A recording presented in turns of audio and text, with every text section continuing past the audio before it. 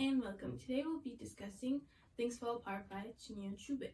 Did I butcher that name? Yes, I did. But do I care right now?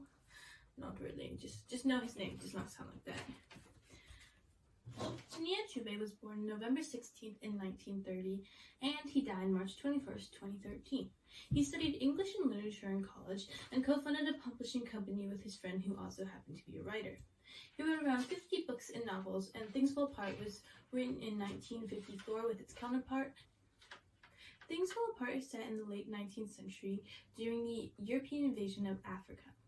Many European missionaries came over with other European peoples as well, just in case you thought they were all missionaries, but they came over to Africa to convert the native peoples to their religion of Christianity and change many of the ways of life that Europeans thought were incorrect and shouldn't be happening. We're going to do a little recap of the book. I'm going to read a little summary because if you were like me, you may not have been paying the fullest attention to this book.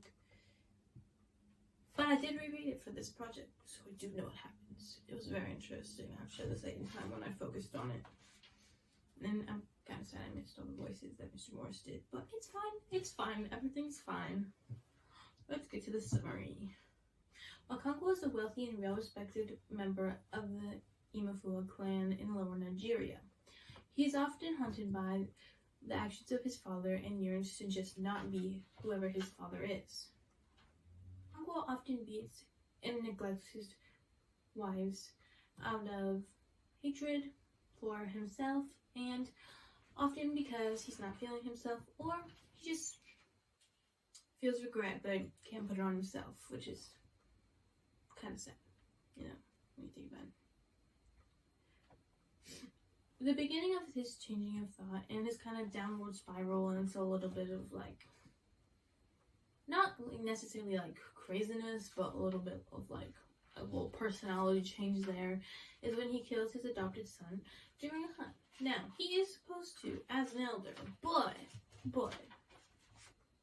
let's just say his son did not appreciate his actions and did not talk to him for a long while. Which sounds like something I would do if I was mad at my parents, but I try not to because I just get in more trouble. But I guess Okonkwo didn't really care, did he?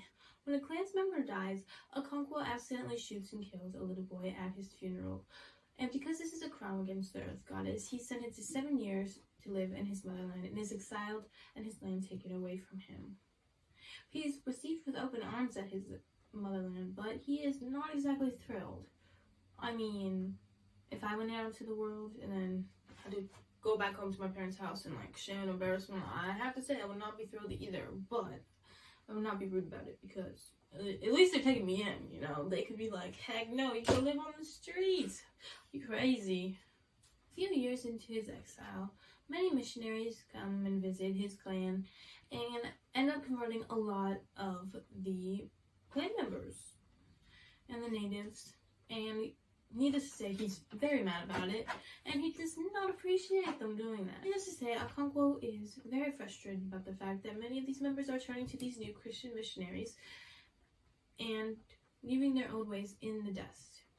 After all his meticulous planning, he eventually decides to lead an uprising, and thinking many of his clan members will join him in his uprising, he kills the leader with a machete. Which is not okay. Do not kill people to get your anger out. That's not okay. Go punch your pillow. In his case, be like, Okonkwo, go punch a tree. It might hurt your hands, but at least you didn't kill somebody. Fun fact, don't kill people.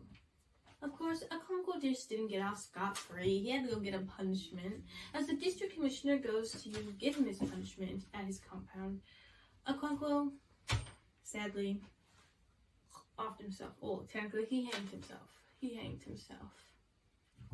One of Okonkwo's clansmen explains that suicide is a grave sin and they cannot touch his body due to this. It turns out the commissioner is actually writing a book about Africa, and he says Okonkwo's story may make for an interesting paragraph or two. Now, we're gonna kick ourselves into the little essential question my group has made. Let me get it because I put it over here and I don't remember the whole wording. Got it. Alright. Our essential question is, how did the Merchant of Venice and Things Fall Apart represent the roles of females in their stories, and what does the lack of women's rights in their society's perception of them reflect on the ideals and privileges of women in modern society? Basically, we're analyzing what women's roles are in these novels and how they're treated, and then turning it around and reflecting on how much today's society has changed. And also, we might include a couple ways that society can still progress a little, because obviously women's rights is not over yet. We are still growing. Not in a bad way though. Just like healthy growth. It's growing healthily.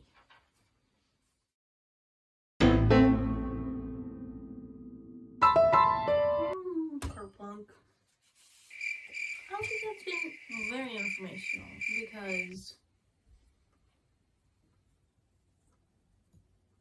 because it's literally supposed to be an informational video, so it better be informational.